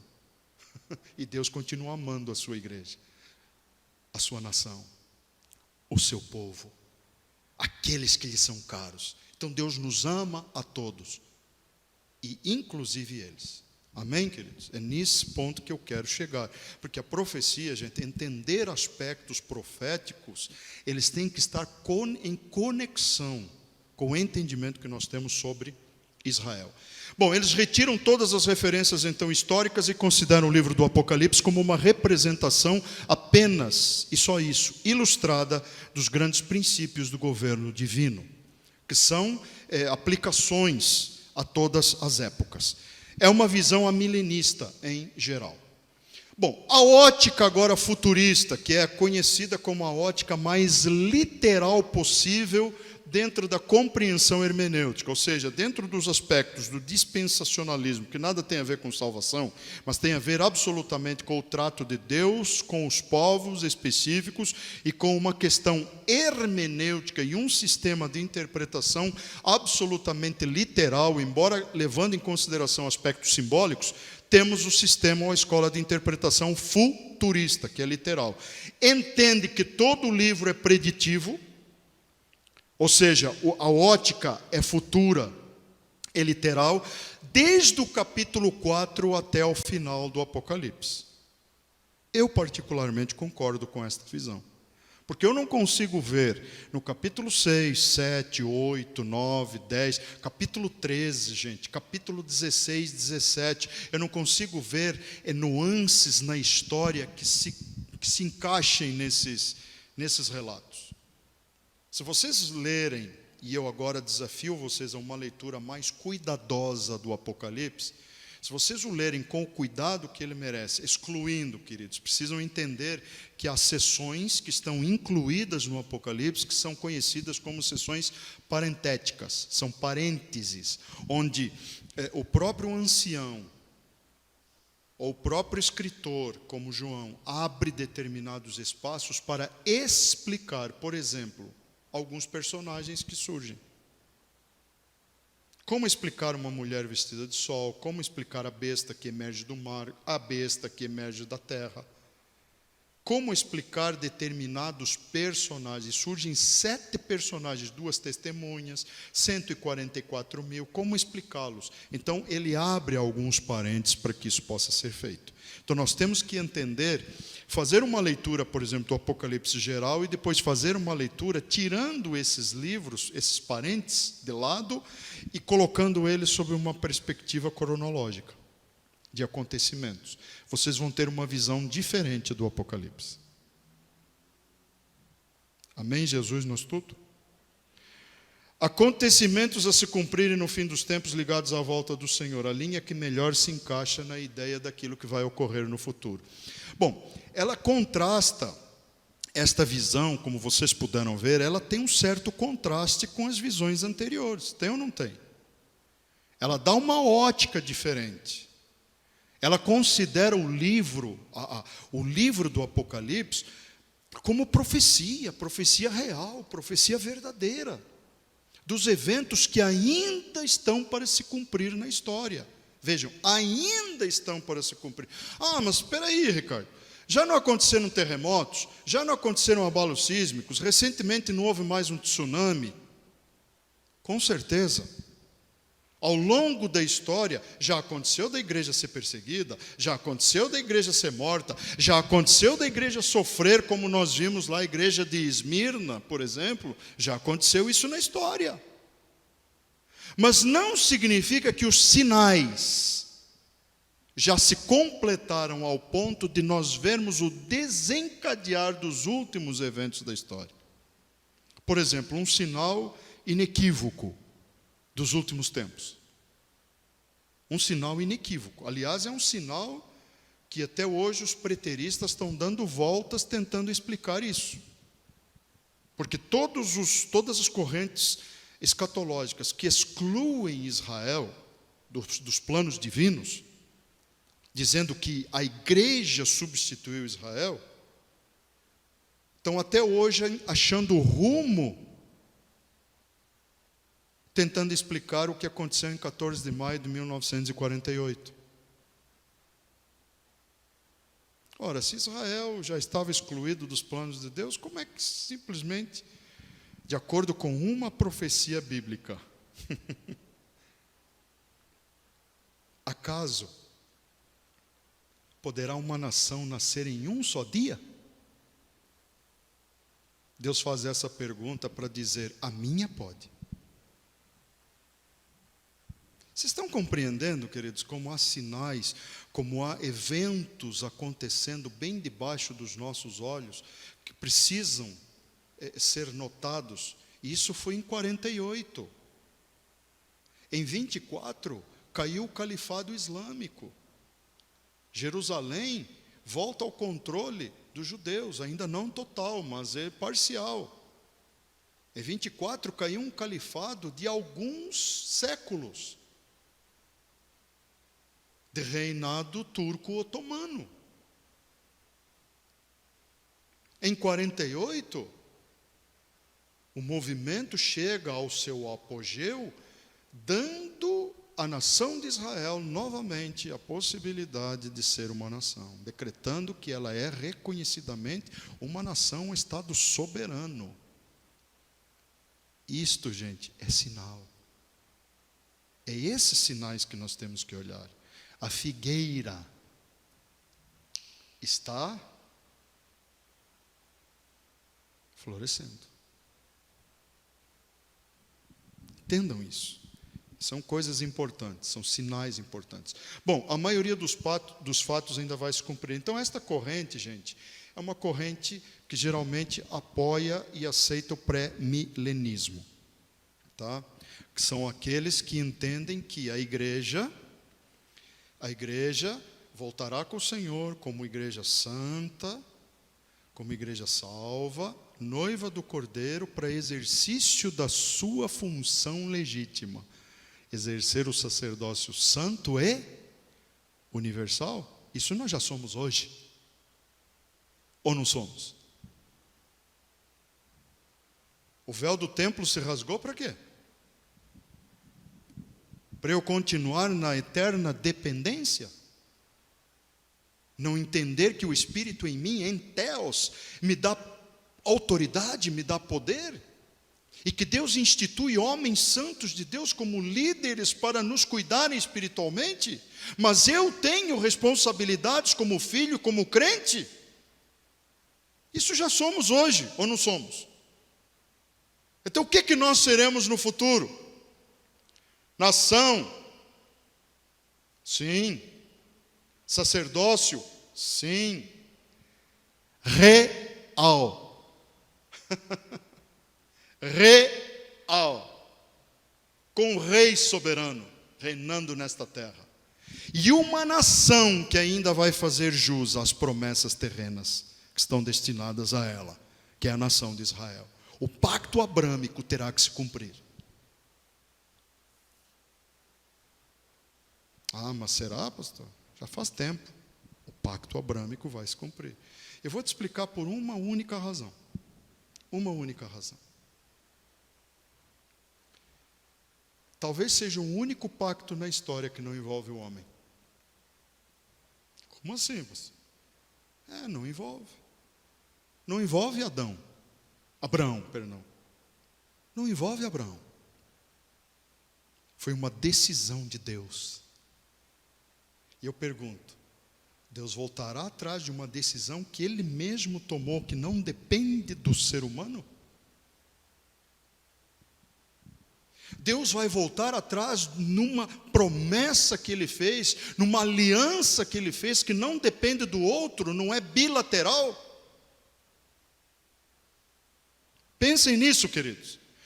Ah, mas pastor, onde que isso está? Porque a Bíblia não diz. A Bíblia diz isso, querido. Vai ver quando Deus mandou Abraão cortar, esquartejar aqueles animais para eles serem oferecidos em holocausto. Lá em Gênesis. No momento em que Deus fez a promessa, procure Abraão. Eu vou te desafiar. Eu vou te desafiar. Procure o Abraão. Procure, veja onde ele estava. Depois você me conta. Depois você me conta. Aí eu te pergunto, Deus vai voltar atrás? Posso te dizer com quase que certeza, de 101%, de que Ele não vai voltar atrás. Não vai mesmo. Então, há uma outra linha, queridos, que faz uma espécie, coloca todas as outras num liquidificador e faz uma espécie de linha favorável a todos, pontos favoráveis a todos. Eles aceitam uma espécie de mistura de todas as ideias, porém nenhuma predomina sobre as demais. Eles veem o livro como elementos de lições morais e místicas para qualquer época e também contém elementos históricos. Quem defendeu ou quem fala sobre essa linha é o conhecido Norman Russell Champlin. Eu tive a oportunidade de poder dar uma analisada. E não deixa de ser uma linha, de certa forma, que preserva alguns pontos característicos, elementos, claro que não todos, de cada ponto de vista. Então ela se torna uma linha até interessante. Não que eu seja partidário dela, mas eu estou mostrando para vocês como hoje já podemos pensar elementos fundamentais de várias linhas de pensamento, de várias linhas de interpretação e podermos validar a linha, essa linha eclética. O livro ensina lições morais e místicas, eu concordo, que são aplicáveis a qualquer época, também concordo, porém cairemos no erro se nós olharmos para o livro apenas como uma obra essencialmente profética. Bom, aí eu já tenho meus problemas. Porque eu entendo o Apocalipse como um livro, no mínimo, para não dizer 100, 95% profético. Não há como ver o Apocalipse de uma ótica diferente, sob uma perspectiva diferente. O livro do Apocalipse ele é mais de 90% profético. Então, não há como aceitar essa ideia eclética de que o livro não possa ser essencialmente profético. Ele é. Pois nele também, aí é o que eles dizem, eles atestam que nele se encontram elementos da história, eu concordo, mas os elementos da história passada podem ter uma dupla referência em relação a elementos de uma história futura, por exemplo. Há profecias que se cumpriram na época dos seus profetas, mas há outras que tiveram, naquele cumprimento, um simbolismo ou uma tipologia que remete a uma ideia de cumprimento futuro. Como o caso de Antíoco, por exemplo. Antíoco se cumpriu literalmente conforme a profecia de Daniel, mas isso não isenta o fato de que no futuro surgirá alguém no mesmo estirpe, na mesma linha de pensamento. Tá? Então, o que eles dizem? O que os ecléticos dizem? O capítulo 2 e 3, gente, já se cumpriu na história, foram as igrejas da Ásia. Mas, amados, não existiam só as igrejas da Ásia. As igrejas da Ásia, elas criam um anel de totalidade, de completude, para toda a igreja em todos os tempos, e não apenas para uma igreja histórica. O Senhor usa elementos de cada igreja para se mostrar como Ele é e para mostrar o que será a sua igreja se cumprir aquilo que Ele indica. É fácil de ver isso. Pode ser que um dia a gente faça um estudo, fora esse momento aqui, onde a gente possa ver como se traduziria toda a mensagem do Senhor Jesus a toda a sua igreja em todos os tempos da história. Com isso eu finalizo o nosso bate-bola de hoje. Amém, gente? Pastor Paulo, acho que hoje deu para a gente ter uma panorâmica do que são essas linhas. E a partir de terça-feira que vem, gente, eu não sei como é que está o meu horário, porque eu me perdi aqui, não sinalizei o horário aqui, mas a partir da semana que vem, vocês podem dar o tom. Não sei se tem alguma coisa interessante para a gente discutir, pastor Paulo, veja aí. Eu creio que estou à disposição, estamos, eu estou aqui como servo. Estamos digerindo todas essas informações que você tem transmitido a nós e nos despertado a ir adiante, né? Eu creio que, eu anotei algumas coisas aqui, mas eu queria incentivar as pessoas que estão vendo, quem está aqui, a pensar, digerir todas as informações de hoje e colocar perguntas no grupo do WhatsApp que a gente tem criado para essa escola, para que possam ser esclarecidas nas outras aulas. E é essa questão de que nós estamos entrando num campo de postura de maturidade. Não se entende em Apocalipse quem é bebê espiritual, quem quer ser bebê e continuar sendo bebê. E, ao mesmo tempo, é um desafio para a gente olhar a nossa vida e nos despertar para aprofundar. Eu quero desafiar as pessoas que estão acompanhando na internet, quem está aqui, a ler esse livro ao longo desse tempo e a gerar questionamentos a si mesmo e fortalecer a sua fé. E fazer uma brincadeira, durma bem essa noite, não fique preocupado com relação a tudo, porque o nosso advogado, o Senhor da história, está no controle e sempre continuará estando, né? E essa questão de que muitos bebês espirituais tentam defender ideias de Apocalipse sem conhecer os pontos fundamentais, né?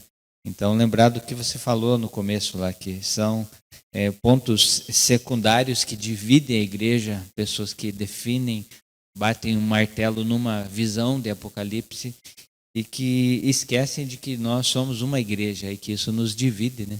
Então, a gente tem esse entendimento. E eu vejo isso na cara da igreja. A gente às vezes é tão imaturo em viver alguns aspectos fundamentais e defende ideias que nós compramos de alguém sem entendê-la, sem digerir isso, né?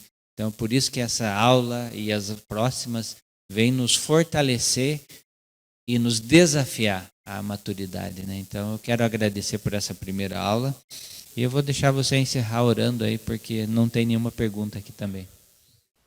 Pai querido e amado, nós te louvamos. Nós queremos te agradecer, Pai, por esses momentos que tivemos juntos, reunidos e ao mesmo tempo distanciados. Porque infelizmente ainda estamos vivendo um período da história que não está muito fácil.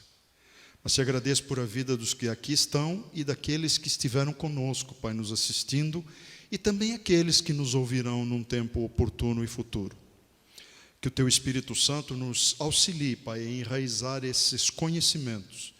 E que no futuro, Pai, nos próximos encontros, possamos ter temas relevantes para esclarecer o Teu povo, esclarecer a Tua igreja, esclarecer os participantes desta escola, Pai, que eu acho maravilhosa. Os princípios, Pai, o princípio por trás dela é absolutamente, Pai, maravilhoso, digno, Pai, e louvo o Teu nome. Fortalecer uma igreja com vistas à maturidade, com vistas a ela enfrentar o tempo presente e o tempo que nós teremos pela frente. Derrama a Tua bênção e a Tua graça sobre a vida de cada um dos Teus filhos, hoje e sempre, Pai.